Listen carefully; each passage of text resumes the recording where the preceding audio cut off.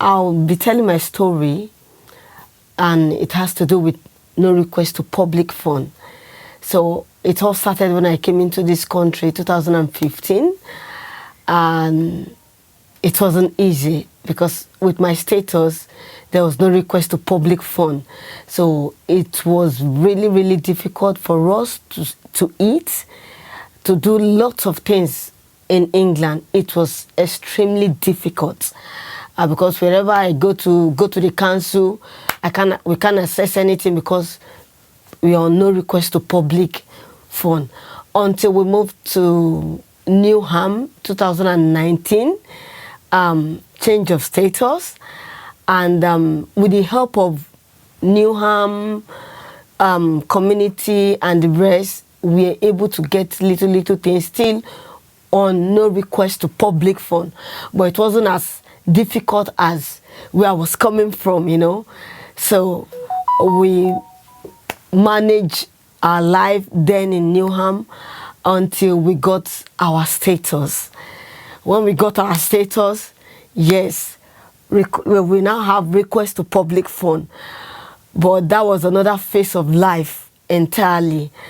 I'm talking of when you move a family from one hotel to the other in the space of two weeks interval, at times 1 week.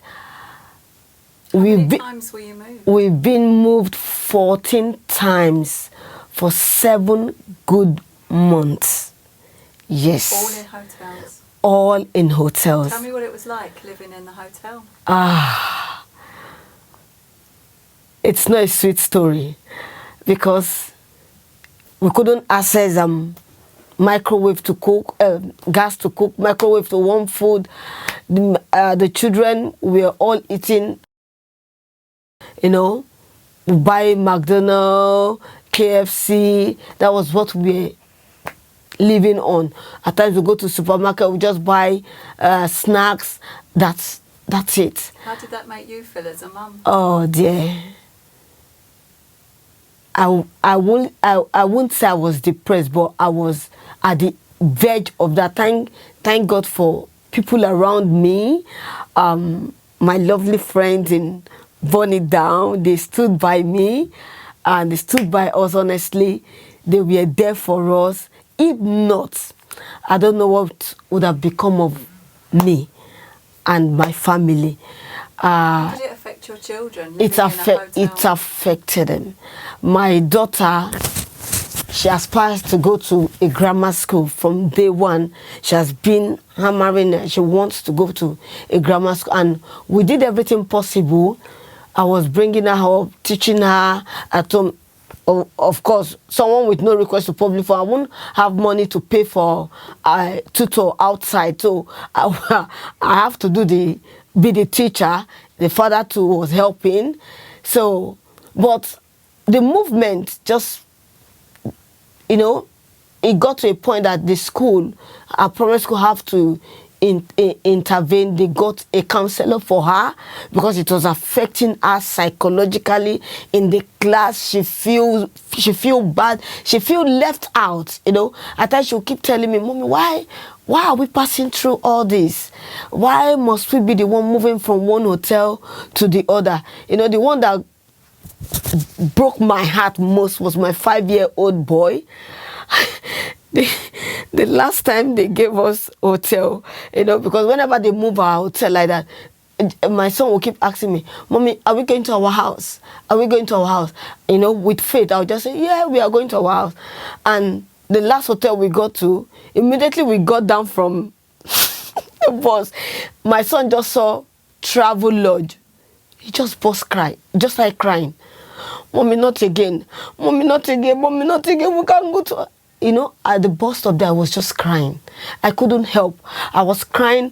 I was cleaning my tears. My little 3-year-old child have to tell me, "Mommy, don't cry. All you need to do is pray." I say, "Yes, Andrew, we'll pray. We'll pray." You know, it was so devastating. It affected all of us. Myself, the children. It affected every one of us.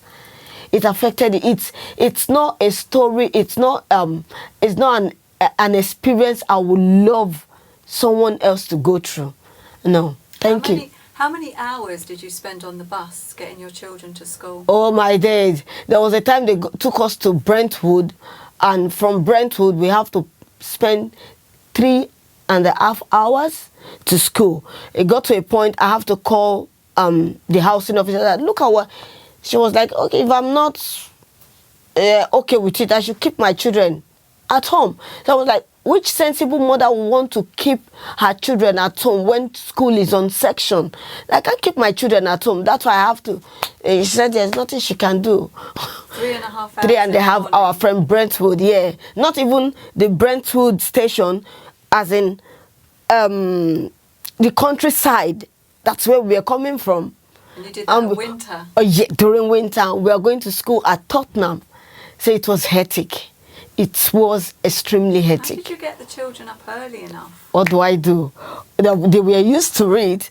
My little 3-year-old child have to, oh my goodness. You see us running, oh gosh. It's an experience I don't wish. Tell me about it. How was it? It was hectic. My 3-year-old child, I have to, I'll put their nightie overall on, put on jacket, make sure they feel a bit warm.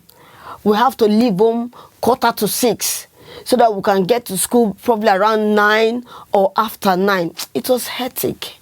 It was hectic. And that was not just there was a time they sent us to Dartford. Will I talk of the one they sent us to Shing? Oh God. It's an experience I don't wish my How many months my fellow did you go? 7 good months.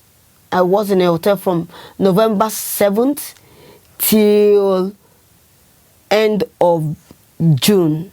No, end of May. May ending stroke June. And you had support to go to court to claim that your human rights were violated. Yes. Tell me about that. Oh goodness. Thank God for the solicitor my support worker brought for me.